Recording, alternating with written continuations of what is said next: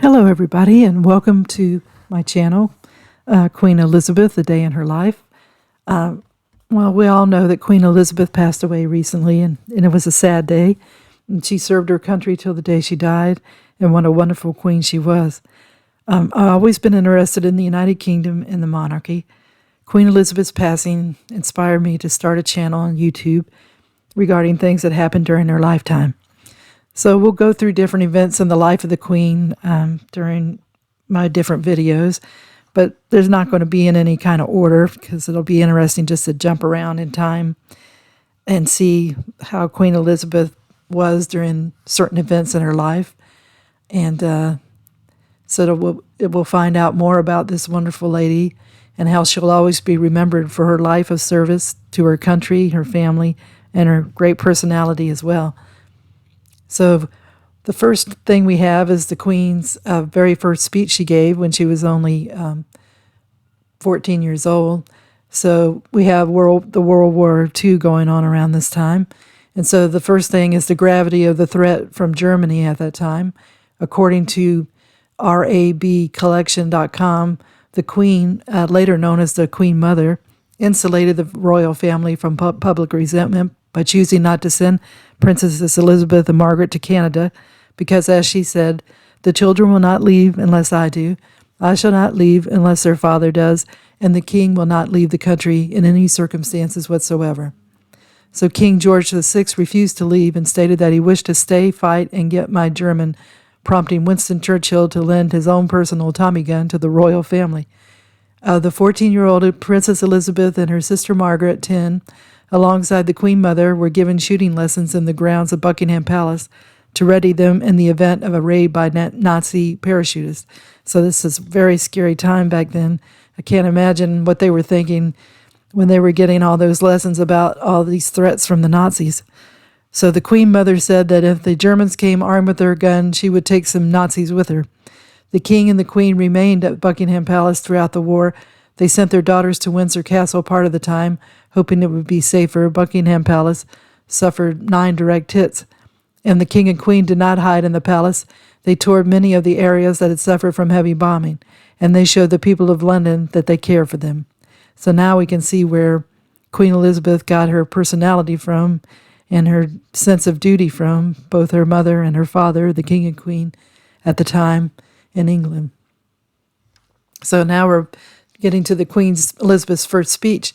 And so when World War II broke out, Queen Elizabeth was just 13 years old, and the war affected her just as it did everyone else in England at the time. Queen Elizabeth's mother and father, the King and Queen, sent their daughters Elizabeth, 13, and her sister Margaret to live out, Margaret, who was 10, out to live in the countryside for their safety. Buckingham Palace, her home, was bombed by the Nazis, and she lost some family members during this time too. So where did Elizabeth and her sister spend their time away from their family?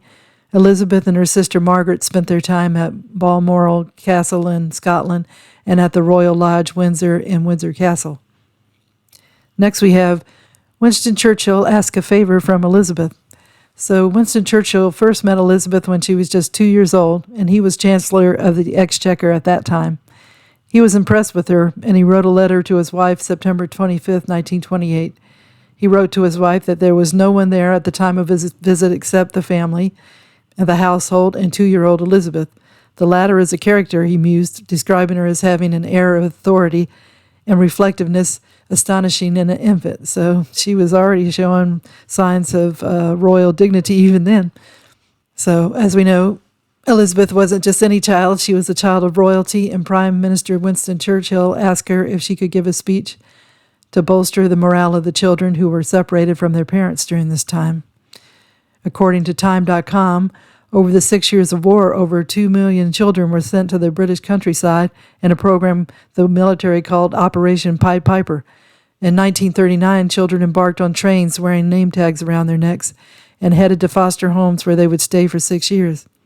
Elizabeth sympathized with the children because she was going through the same thing and felt what they were feeling. Part of her speech said, "My sister Margaret Rose and I feel so much for you, as we know from experience what it means to be away from those we love most of all." A young Elizabeth said, October 13th, 1940, in a speech recorded at the BBC's Children's Hour from Windsor Castle. To you living in new surroundings, we send a message of true sympathy. Unlike the war, however, this pandemic is a moment when we join with all nations across the globe in a common endeavor, Queen Elizabeth said. Because of our instinctive compassion to heal, she encouraged people to remain hopeful. And alluding to the Vera Lynn's 1939 wartime song, the Queen assured the public that we will meet again. Another great part of the speech said, and when peace comes, remember, it will be for us, the children of today, to make the world of tomorrow a better and happier place.